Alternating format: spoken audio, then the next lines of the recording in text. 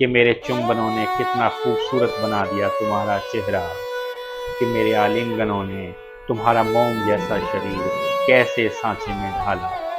तुम यह सभी कुछ भूल जाना मेरी दोस्त, सिवाय इसके कि मुझे जीने की बहुत लोचा थी, कि मैं गले तक जिंदगी में डूबना चाहता था। मेरे भी हिस्से का जी लेना मेरी दोस्त, मेरे भी हिस्से का जी लेना।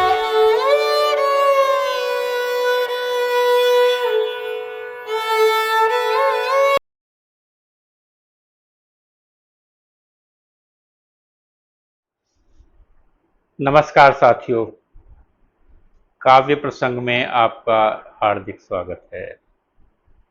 आज मैं आपके लिए लेकर आया हूँ पाश की कविता, अब मैं विदा लेता हूँ। दोस्तों, ये कविता बेशक हमारी आंखों को नम कर देने वाली कविता है। एक साथ यह प्रेम और क्रांति की कविता है, सपनों और दुस्वप्नों के बीच झूलती एक कविता है। मोहभंग, हताशा, निराशा के साथ साथ ये उम्मीद के बीज लिए हुए एक बहुत बड़ी कविता है। आइए सुनते हैं पाश की ये रचना, मैं अब विदा लेता हूँ।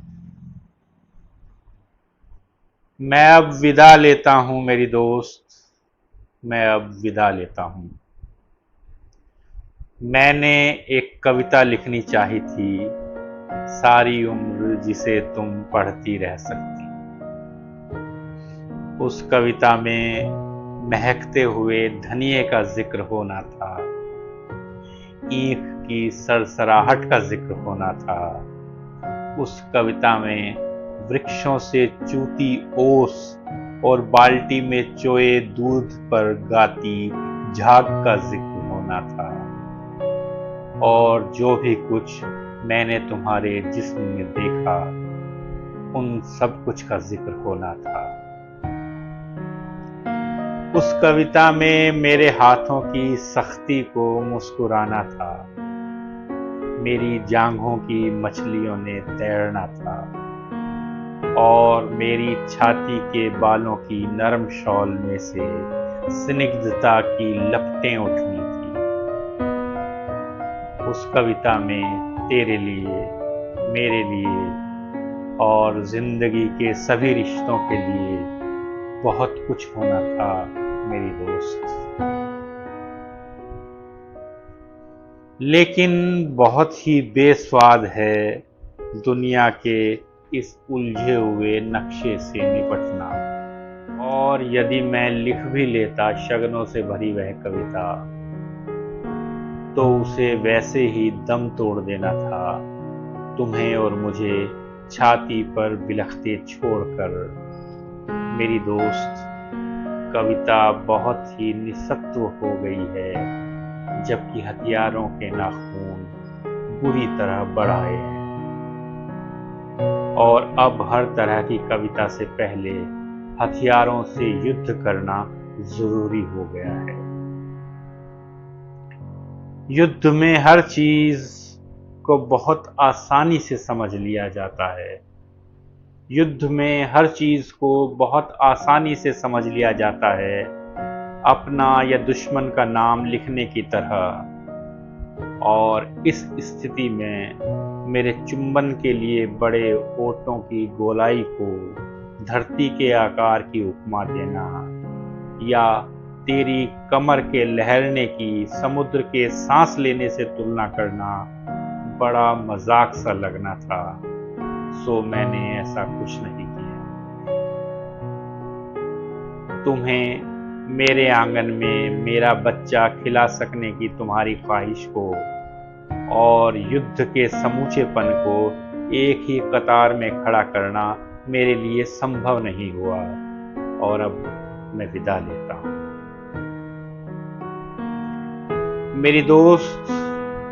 हम याद रखेंगे कि दिन में लोहार की भट्टी की तरह तपने वाले अपने गांव के टीले रात को फूलों की तरह महक उठते हैं, और चांदनी में पगे हुए टोक के ढेरों पर लेटकर स्वर्ग को गाली देना बहुत संगीतमय होता है।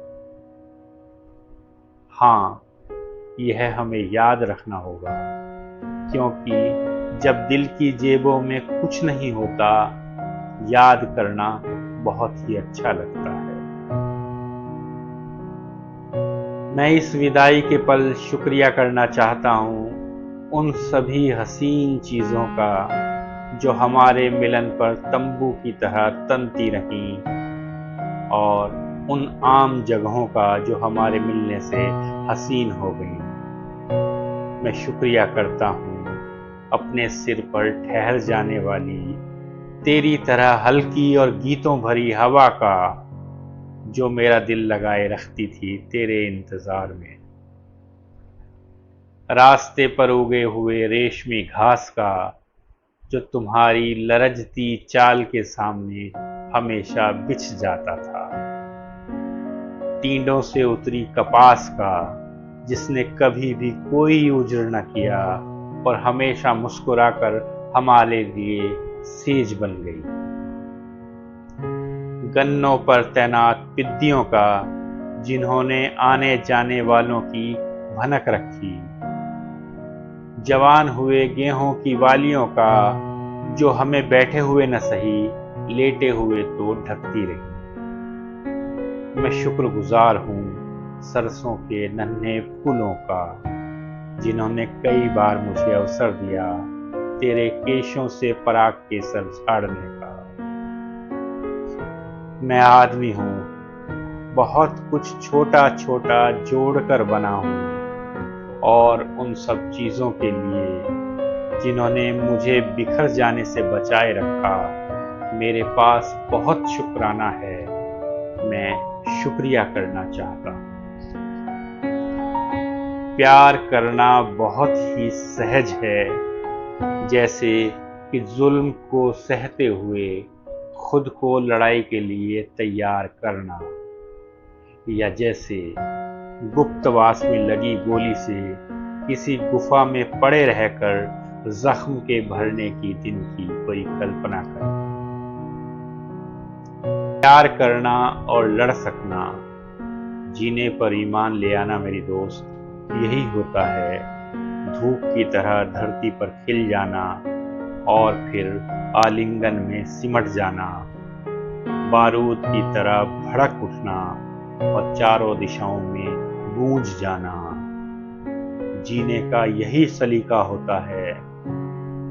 प्यार करना और जीना उन्हें कभी ना आएगा जिन्हें जिंदगी ने बनिए बना दिया।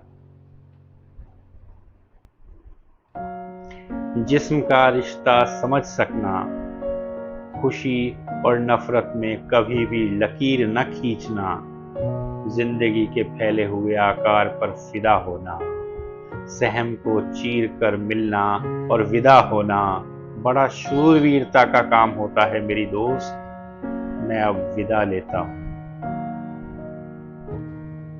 तुम भूल जाना मैंने तुम्हें किस तरह पलकों के भीतर पाल कर जवान किया, कि मेरी नजरों ने क्या कुछ नहीं किया तेरे नक्शों की धार बांधने में, कि मेरे चुंबनों ने कितना खूबसूरत बना दिया तुम्हारा चेहरा, कि मेरे आलिंगनों ने तुम्हारा मोम जैसा शरीर कैसे सांचे में ढाला।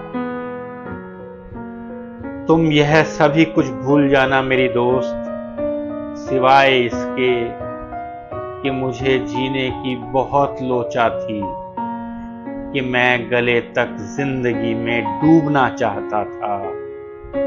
मेरे भी हिस्से का जी लेना मेरी दोस्त, मेरे भी हिस्से का जी लेना, मेरे भी हिस्से का जी लेना। मैं अब विदा लेता। अवतार सिंह संधू, पाश। शुक्रिया दोस्तों, फिर मिलते हैं किसी और कवि की कुछ और कविताओं के साथ। जुड़े रहने के लिए शुक्रिया।